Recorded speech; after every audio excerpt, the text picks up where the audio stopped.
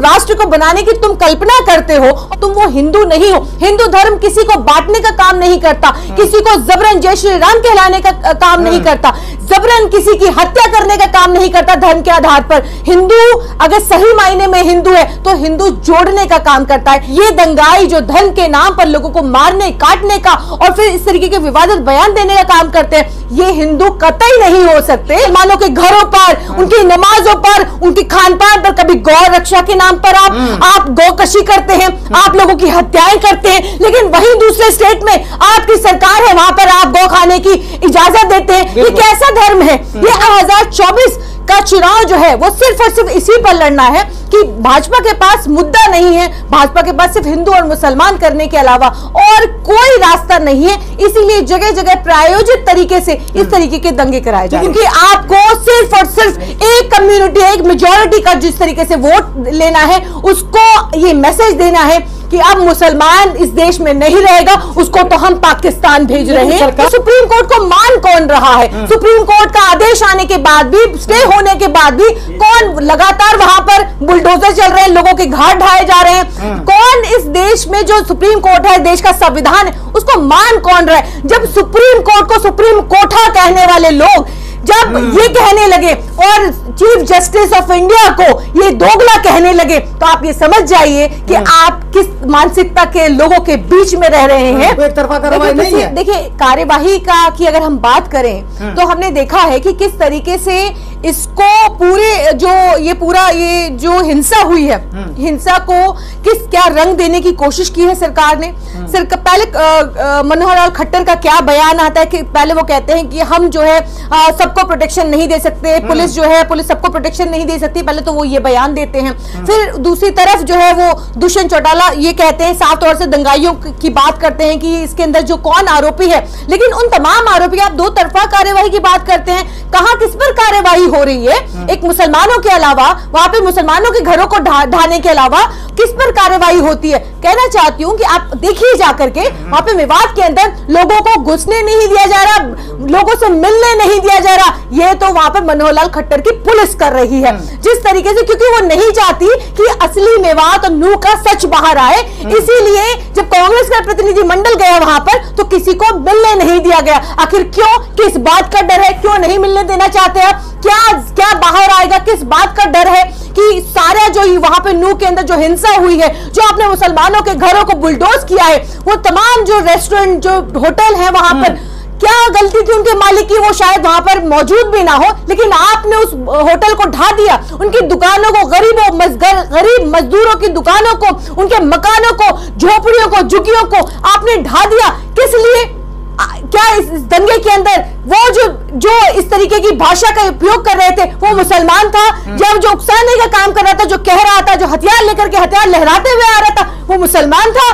पूछना चाहती हूँ कि जो हथियारों को लेकर के वहां पर जाता और फायर करता है, आज तक के एक न्यूज चैनल ने उसको रिकॉर्ड किया है और ये कहा है बजरंग दल के गुंडों ने जिस तरीके से कैमरा बंद करने की बात कही, वो मुसलमान था। लेकिन आपको घर ढाना है मुसलमान का, क्योंकि आपको सिर्फ और सिर्फ एक कम्युनिटी, एक मेजॉरिटी का जिस तरीके से वोट लेना है, उसको ये मैसेज देना है कि अब मुसलमान इस देश में नहीं रहेगा, उसको तो हम पाकिस्तान भेज रहे हैं। 2024 का चुनाव जो है वो सिर्फ और सिर्फ इसी पर लड़ना है कि भाजपा के पास मुद्दा नहीं है, भाजपा के पास सिर्फ हिंदू और मुसलमान करने के अलावा और कोई रास्ता नहीं है। इसीलिए जगह जगह प्रायोजित तरीके से इस तरीके के दंगे कराए जाते हैं। क्योंकि असल हिंदू की परिभाषा जो है वो एक हिंदू बहुत बेहतरीन तरीके से दे सकता है कि आज जिस तरीके से जाटों का समर्थन मांगा गया, गुर्जरों का समर्थन मांगा गया, उन्होंने साफ कहा कि हम सेक्युलर हैं और हम तुम्हारे साथ, क्योंकि जिस हिंदू राष्ट्र को बनाने की तुम कल्पना करते हो और जिस हिंदू होने की बात करते हो, तुम वो हिंदू नहीं हो।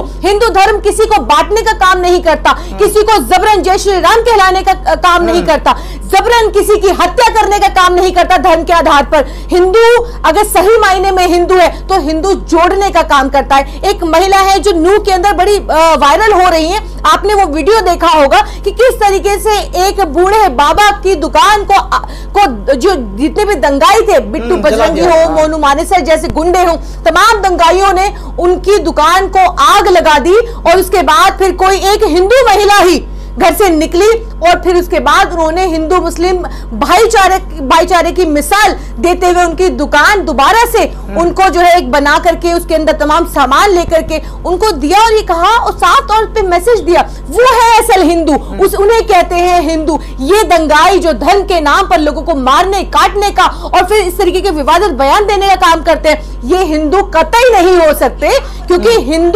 हिंदू की परिभाषा अगर आप लेना चाहते हैं तो उस महिला से योगिता नाम है, उस महिला को देखिए और फिर आपको पता चलेगा कि वो महिला जो है वो हिंदू है। ये हिंदू कैसा होता है अगर देखना है तो उस महिला को देखिए और सलाम करती हूँ उस महिला को, उस महिला के साहस को सलाम करती हूँ जिस तरीके से उन्होंने मेवात में जाकर के तमाम लोगों की मदद करने का आह्वान किया है और ये कहा है कि हम और भी लोगों की मदद करेंगे।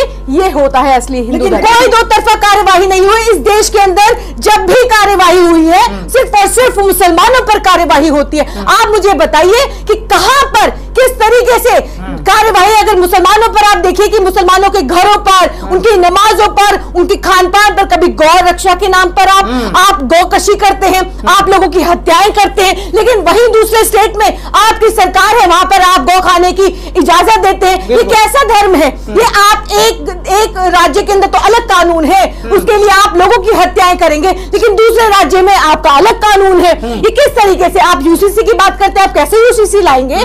आप कहते हैं एक देश एक कानून, लेकिन यहां पर अलग अलग राज्य में अलग अलग कानून चल रहा है। आप कहते हैं एक देश एक कानून, लेकिन यहां पर आप दो तरफा कार्यवाही, कभी आप यहां पर आप निष्पक्ष कार्यवाही की आप उम्मीद ना करें। क्योंकि जब पुलिस भी जब माली फूलों को नोच देता है तो फिर चमन को खतरा होता है माली से। और जब जिस तरीके से सरकार अगर निकम्मी हो जाए तो देश को खतरा होता है उन नेताओं से, जिस तरीके से आज पुलिस दंगाइयों के साथ मिलकर आपने तमाम वीडियो देखे। आप सुप्रीम कोर्ट की वकील है, उसके नाते एक सवाल बनता है कि जब इतने घर टूट गए तब सुप्रीम कोर्ट के कान में आवाज कैसे गई, पहले क्यों नहीं गई? देखिए सुप्रीम कोर्ट को जिस तरीके से पहले सुओ मोटो लेना चाहिए था उस तरीके से पहले सुओ मोटो नहीं लिया गया, ये बात सही है। क्योंकि जब भी इस देश के अंदर जब बहुत बड़ा नुकसान हो जाता है उसके बाद सुप्रीम कोर्ट जागती है। जिस तरीके से आपने देखा था कि मणिपुर के अंदर 3 महीने जिस तरीके से मणिपुर जलता रहा, बेटियां निर्वस्त्र होती रही, अपनी इज्जत की भीख मांगती रही सड़कों पर और देश का प्रधानमंत्री बाहर अपनी इज्जत की वाहवाही करता रहा। उसी तरीके से सुप्रीम कोर्ट भी बैठी तमाशा देखती रही, फिर उसको इंटरवीन करना पड़ा।